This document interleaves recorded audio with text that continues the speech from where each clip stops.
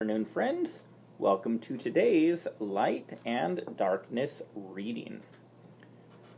Chapter 29, Conversations. The moment Broch fell, Kinar stood to his full height and raised his hands. Something like a loud crack was heard, and the Lacinian forces were blasted with a wave of fear and chill so strong it even blew their hair back. Alva's army started to stumble and fall, but Hope fixed her eyes on Kinar and began to sing in the high Lacinian about light and warmth. This kept the men from falling, but many were still shivering. Alva was unaffected.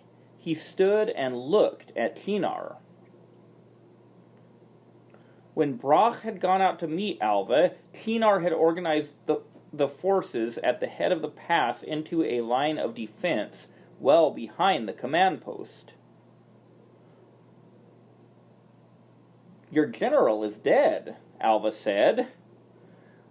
"Would you like to come and play with me?" "Not this day," Kinar replied. "You have gained one more victory, Alva Dene. Enjoy it, because tomorrow the sun goes down on Lacinia for good." "In my experience," Alva replied, "Dachmonian threats are a lot like the heads on your giants, oversized and empty." Kinar laughed. "Broch did not know how to use his best weapons," he said. "Tomorrow you deal with me." "Oh no! An army commanded by a lackey," Alva said. Broch laughed again. Then both men strengthened their lines and set a watch. Alva set men on guard who were part of his reserves. Alva set men on guard who were part of his reserves, and thus fresh. Dusk was now beginning, and it was time to gather the wounded and make plans. Hope was so worn out that Nira had to help her walk back to the camp. There were many volunteers who had come to help the wounded, men too old to fight, or who thought they would be of more use as healers, as well as many women. Among this group was Hendren, the husband of Bali. When he had told his wife he was going to help in the war, she was very upset. "You're needed here as a healer," she had said. "You've been helping me for over 20 season changes," Hendren replied. "You can handle the village while I'm gone." "So Alva Dene will take my husband as well as my sons," she had said in bitter grief. "No, Bali," Hendren said firmly.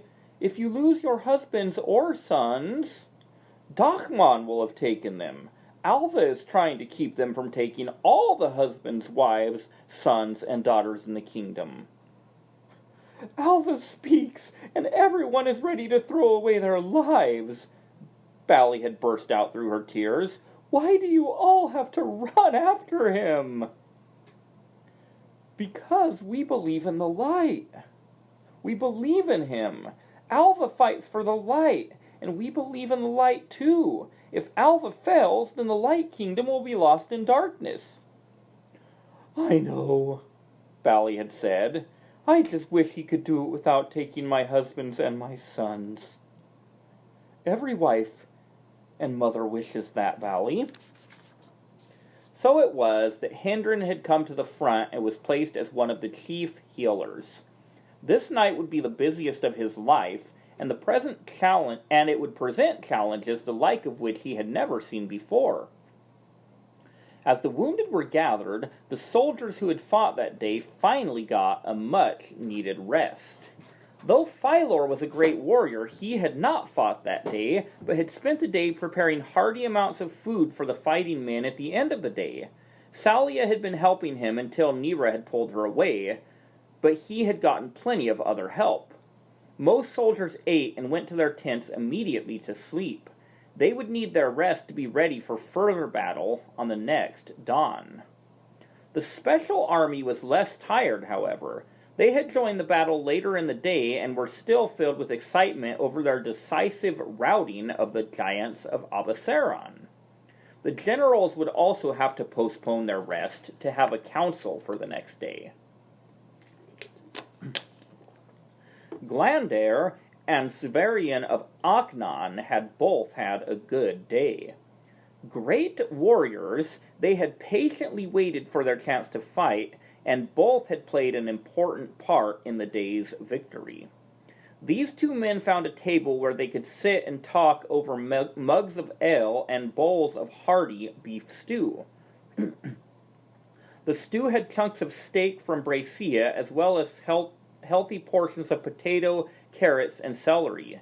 It was accompanied by large slices of buttered bread for dipping in the stew. This was the fare Philor had provided to keep the men fighting another day. "Those giants weren't much," Glandair said. "No, they weren't," Severian replied. "I'd heard tales of what great warriors Aknonians are," Glandair said again. "Never thought much of it, but seeing is believing, I suppose. You really are a great sword."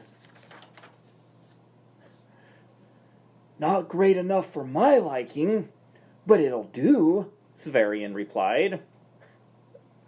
"I get that," Glandair said with a smile. "I thought I was the very best not all that long ago. But what can we do but live in the world that is?" At that moment Alva walked by, headed for a quick visit with Hope, and then his council. He and the generals would eat their dinner as they planned. "You men both fought incredibly today," he said. "I don't think we could have won the day without you." "Thank you, my lord. It was a great honor," Glandair said. Severian stood and bowed in reception of this compliment. "What do you think of him?" Severian asked, inclining his head toward Alva as Alva walked away. "Never liked him." Severian raised his eyebrows as though asking for further explanation. "He's always on a moral high ground. It's really annoying. And what is more annoying still, there isn't a hypocritical bone in his body. He's always genuine and consistent." "It must be hard going from being a king to not even being a lord," Severian mused. "You have no idea." "He won't make you a lord because you have 2 wives?" "Yes." "Seems extreme." "Maybe, but Divan the Great did right against polygamy. I knew that, and I did it anyway, thinking I could make my own rules as a king." "Why did you take 2 wives?" "When I was young, I wanted a certain girl for my wife, so I married her. Later I wanted another girl, so I married her too." "Why not just get rid of the first?" "'Cause I still wanted her too," Glandair explained, and then both men had a laugh. "If you don't like Danae, then why follow him?" Severian asked.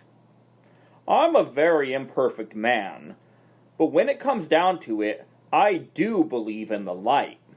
Alva Danae serves the light, so I serve him. Besides, he gave me my life when he could have killed me, so whatever I am, I'm that because he allowed it. What about you?" "I don't care much about Alva Danae one way or the other. I serve Lord Bonson, and he serves Alva Danae, so I serve Alva Danae by default." "I see," Glandair said with a smile. "You don't think much of Bonson, do you?" I think he's a big, spoiled, pretty baby. No offense. I like you. None taken, Sverian said with a laugh. I follow him because he is the first man in my adult life to beat me in a sword fight, and he did it easily. He is a great sword, I'll give him that, and he does have good taste in women. Ah, yes. He was in love with Danae's fiancée.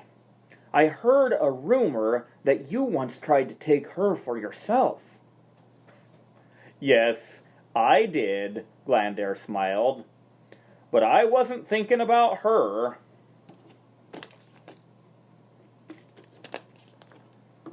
The barmaid?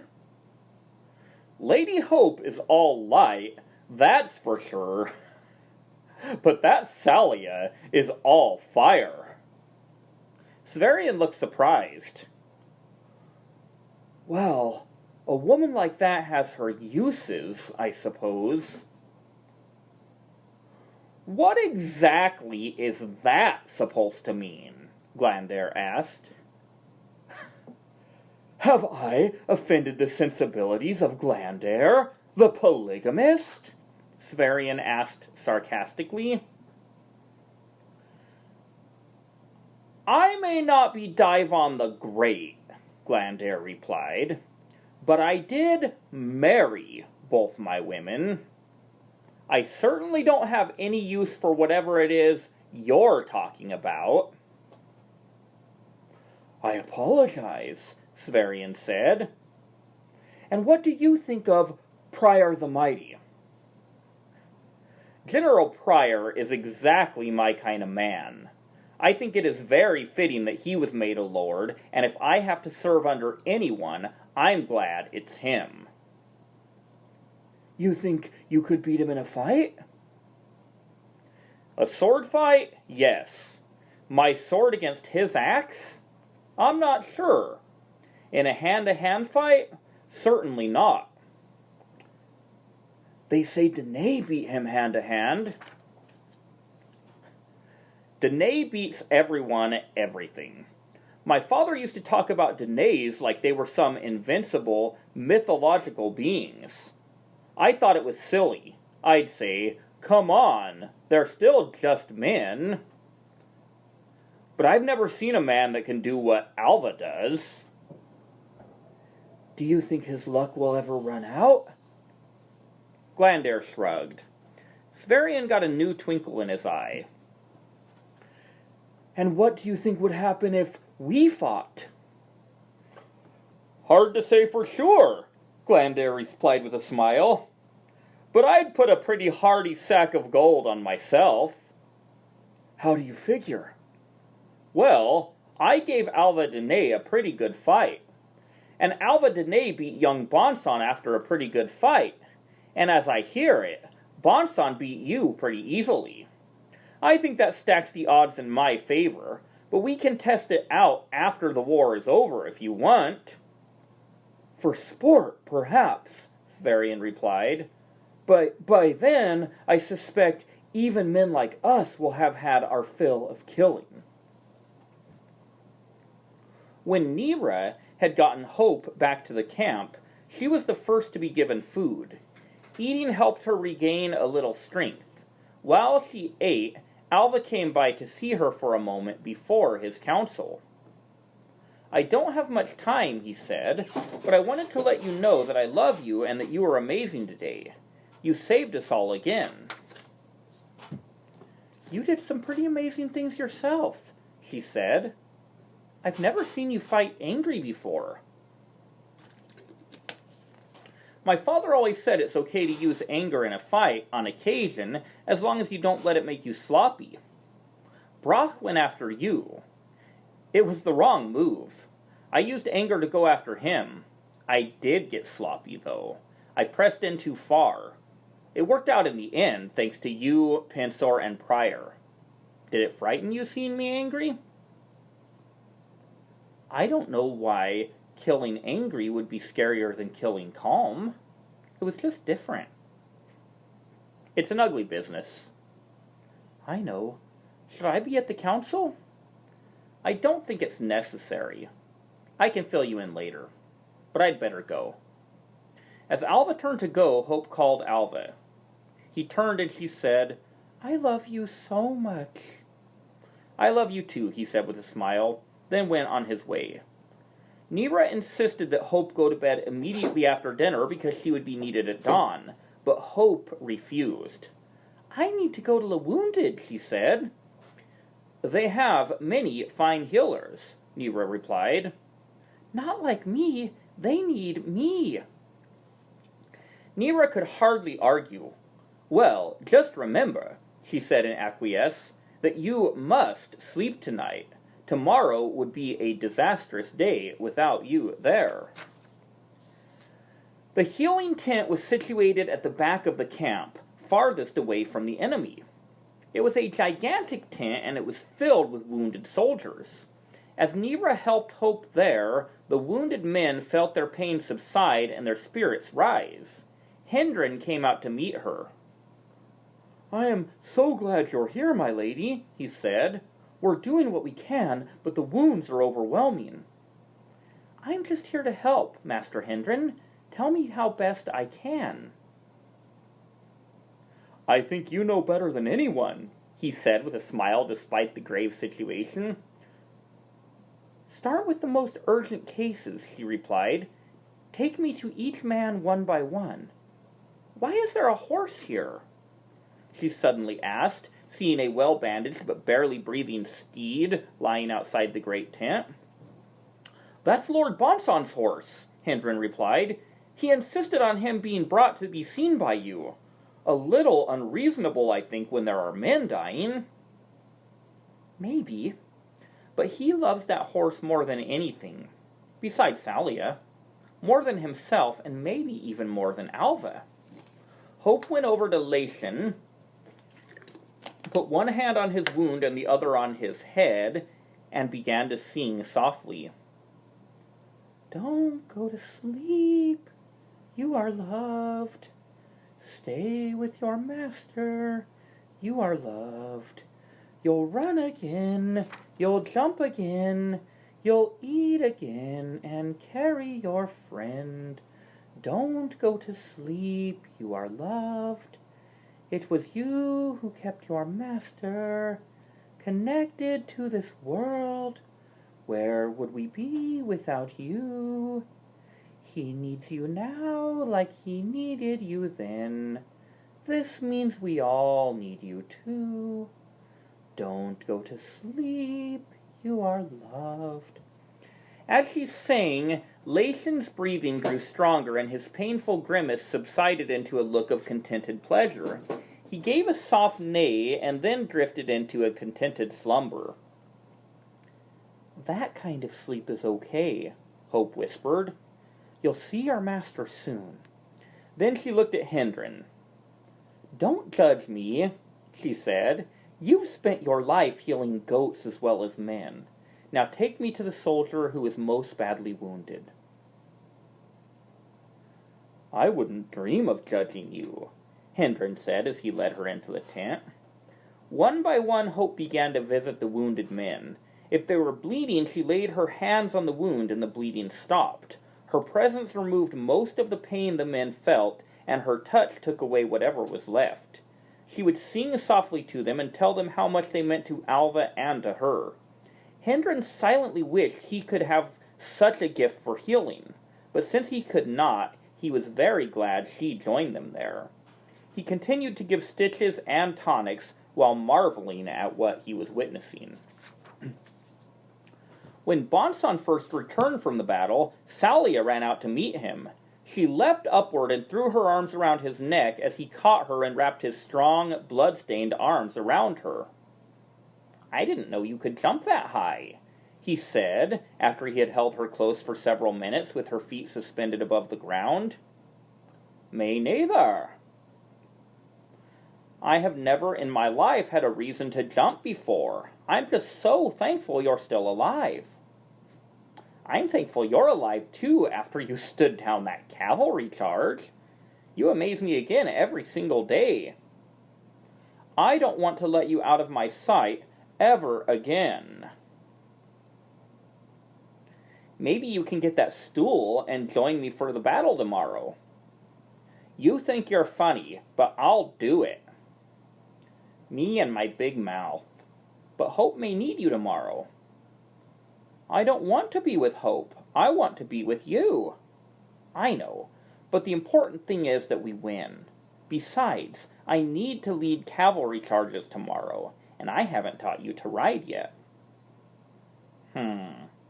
Okay, just stay alive. Are you going to put me down? Wasn't planning on it. It's okay with me, but I think my feet are starting to fall asleep. Bonson put her down, but continued to hold her. Thalia did not notice that her face was becoming smeared with blood as she held it against her fiancé's breastplate. Can you spend the evening with me? She asked. Unfortunately, no, Bonson replied. Alva needs a meeting of generals immediately. Ah, the bane of my life strikes again. I'll find you after if you're still awake. I'll be awake. As Bonson went to his meeting, Thalia walked back to the kitchen area to make sure everyone was getting fed. As she approached, Philor was shocked to see her covered in blood. Are you wounded, Thalia? He asked. No. You have blood all over your face. She drew a finger across her cheek and looked at it, and then said in a casual, tired tone, Oh, it's Bonson's. Is he badly wounded? No, I guess it's not his. It's a lot of people's, probably. I guess I'm going to need a wash basin. Alva's council included himself, Hellel, Pensor, Bonson, Prior, Deiron, and Philon IV. The men sat in a circle in Hellel's tent, eating their stew and drinking their ale. After about 10 minutes of silent reflection, Alva was the first to speak. Against all odds, we won another day. But it was a bittersweet end. Instead of the men ending the day with the glory of victory, we were slapped with a threat of greater power than we have yet faced. Even you felt his power, then? Prior asked. I was aware of it. Somehow I am immune to the fear the darkness carries with it, but I know it's there. Who is this Chinar? Bonson asked. I seriously doubt that Chinar is his real name, Hellel replied. Given the power he displayed, could he be the Dachmanan himself?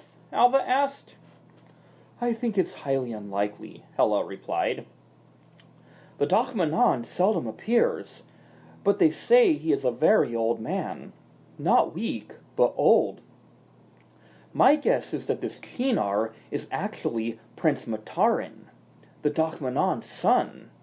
He would be about 35 now, but nothing has ever been heard of him for over 15 season changes. My guess is that his father placed him as Brock's advisor so that he could report on the real state of things and make sure that no wars went amiss. This may not be the case, and he may not be the prince, but that is my best theory. Whoever he is, Pensor replied, he definitely has plans for tomorrow. His last threat seemed ominous. Yes, Alva assented. That is perhaps our primary question to consider. He said Brock did not know how to use his best weapons. What did he mean by that, and what does he have in mind? If we can anticipate his possible plan, or plans, we can try to be as ready as we may. As we may, Hellel repeated. So what are Brock's best weapons? Prior asked. Unless he's thinking of something Brock has not yet used, Alva replied, I would say his best weapons were the Dachmanim, the cavalry, and the Abessarian giants. We should also mention his numerical superiority, Hellel put in.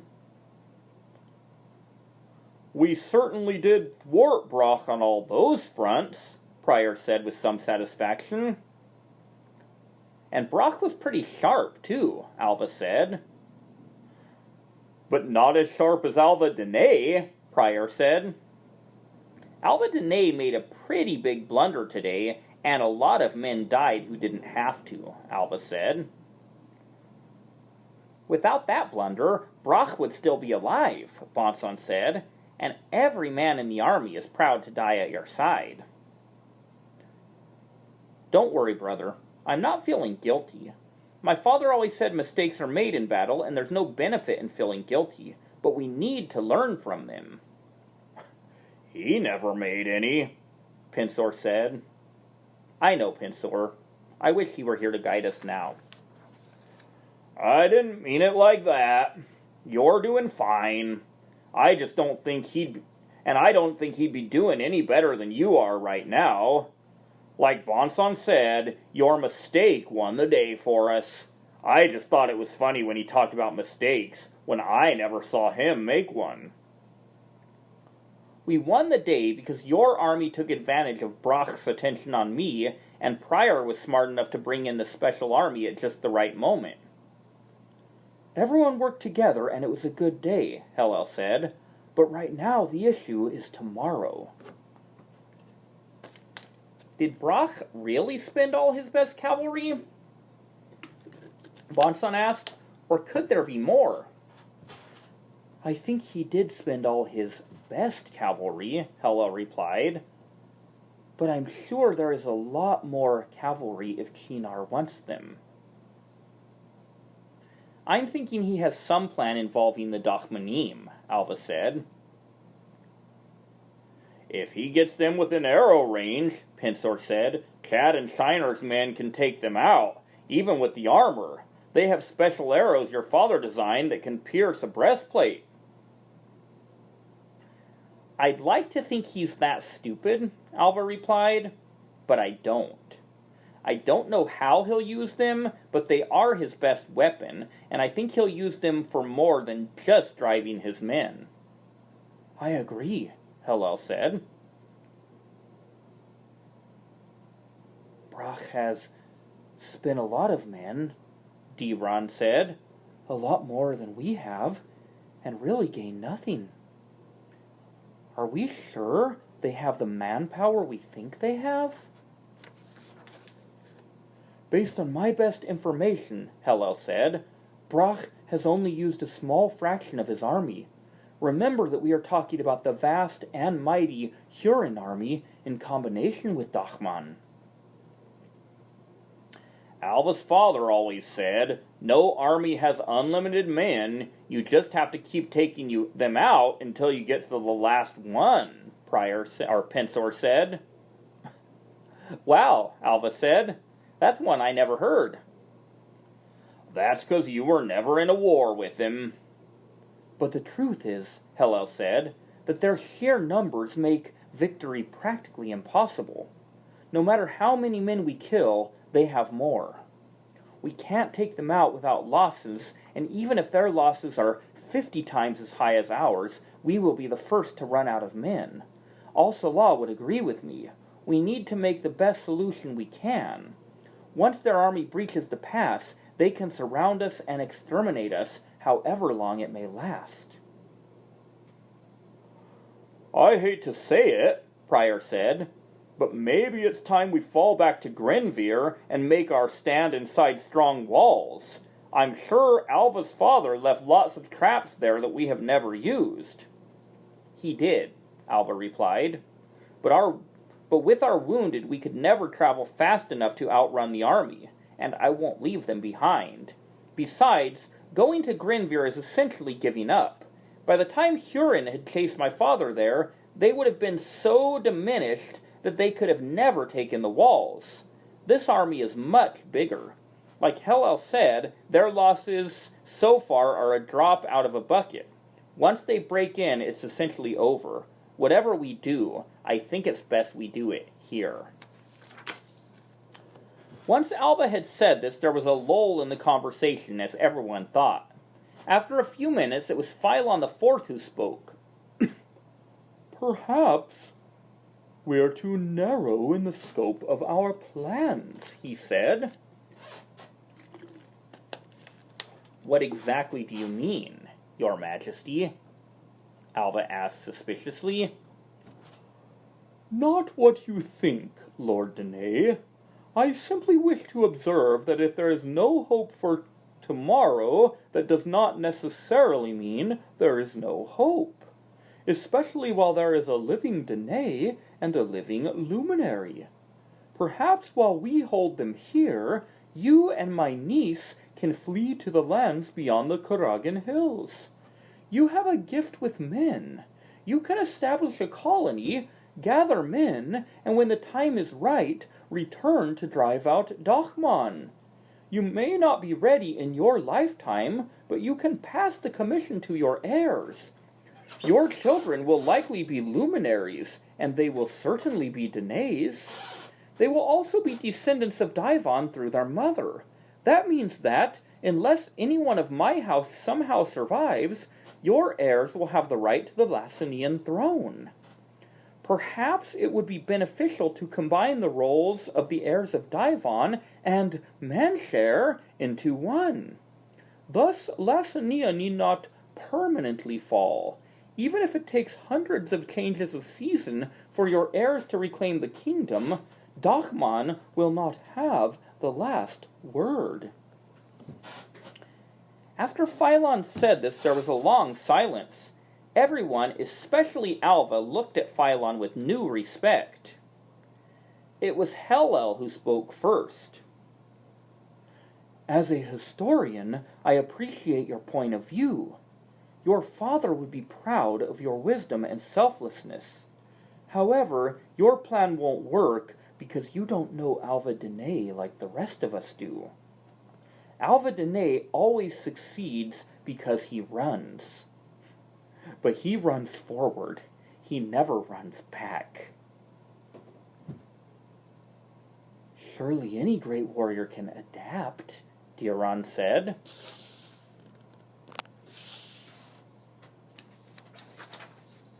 Yes, Alva said, but I won't adapt like that. Neither would Hope, I guarantee you. Thank you, Your Majesty, but I will not leave my people. So just like at the dry lake, Bonson said, we stand till we fall. Which brings us back to the question of what we are going to do, Hellel said. It doesn't even make any sense that we've got this far, Alva said. We fight on because fighting is the right thing to do. If we die as free people of the light. I have to confess I don't have any tricks left up my sleeve. My father always said, when you've got no tricks left, fall back on the textbook. We'll fight a textbook fight tomorrow, just like I did against my boy here. He inclined his head toward Bonson. Pensor will have a strong line at the front. However they may attack, we will meet them. I'll be there with you. If the Dachmanim can brave our arrows somehow, then I need to be handy to take them out. Prior, you will have your best men ready for the time when they are needed, especially Glandair's men. They are the hardiest group of fellows we've got. And Sverian, of course. He's like a battering ram on two legs. None of them are afraid of dying. Of course, they will all be afraid of the Dachmanim, but maybe Hope can give those warriors with enough strength to stand up to them. Or maybe Hope can give those warriors enough strength to stand up to them. Bonson and Diron, along with Kill, you will be ready for cavalry charges at the appropriate time. I may not be in a position to give you a signal, so use your judgment. Remember, men, we aren't defeated yet. Our arms and legs are working, and we have a lot of brave and true-hearted men. Lead them well. With that, their meeting ended. Alva wanted to look in on the wounded before trying to get a few hours' sleep. As he approached the tent, his keen ears picked up an argument going on in whispers between Hope and Nera. Hope, you are exhausted. You have to get some sleep. They are going to need you tomorrow. Fine, Hope replied. Have my bed brought here, and I will sleep in the middle of this tent. You know you can't do that. Why? Hope, Nibra said, staring at her sternly. You know you can't sleep in a tent where you are surrounded by men. We did on the plateau during the rainstorm. That time Hellel was there, and the only other choice we had was death, and by then all those men were like your family. The circumstances were different. What exactly do you think a bunch of wounded and dying men are going to do to me? Hope asked sarcastically. That isn't the point, Nibra replied. It breaks all standards of propriety, and you aren't a little girl anymore. You are a lady, and you're engaged. And these men are suffering, and my presence makes their pain subside. I will not leave until I have to. If it bothers you so much, bring your own bed in and sleep next to me. Me? Nibra said with shock. She prepared to speak again, but at that moment she saw Alva in the shadows. Alva, she said, turning to him, I need your help. Please tell Hope that she must go to bed in her own tent. Nibra, Alva replied, you know how it terrifies me to oppose you, but Hope is right on this one. Hope brightened and smiled when he said this. Nibra gasped. Alva, surely you know it is not appropriate for your fiancé to sleep in the presence of so many men. Nibra, this is not Non. It is Lassania. Here we value mercy over propriety. Nibra's eyes flashed with anger, but Alva put up his hand in a commanding way before she spoke. Perhaps that comment was inappropriate, he said. I meant no insult to your people, but I love Hope all the more because she wants to sleep among these men to ease their pain. We both know there is no danger for her here. She'll rest better here anyway. In her own tent, she would lie awake worrying about the men. I'm not asking you to agree or to like it, but to be frank, you're wrong. Having said this, Alva turned to Hope to spend some time talking to her before he had to retire. He had many words of love and praise to give, and she had many in return. Nibra stood for some time dumbfounded. Never in her life had a man told her plainly that she was wrong. Never had a man's words left her speechless. But Alva's words had such a commanding finality that she had been unable to respond. Alva and Hope were no longer paying her any mind. After a while, her frown turned into a smile. Hope was certainly the most caring girl alive, and Alva was certainly the man for her. She shrugged her shoulders and then went to give orders to have Hope's bed and her own moved into the tent with the wounded. Soon all who were not on watch went to sleep, not knowing what tomorrow might bring.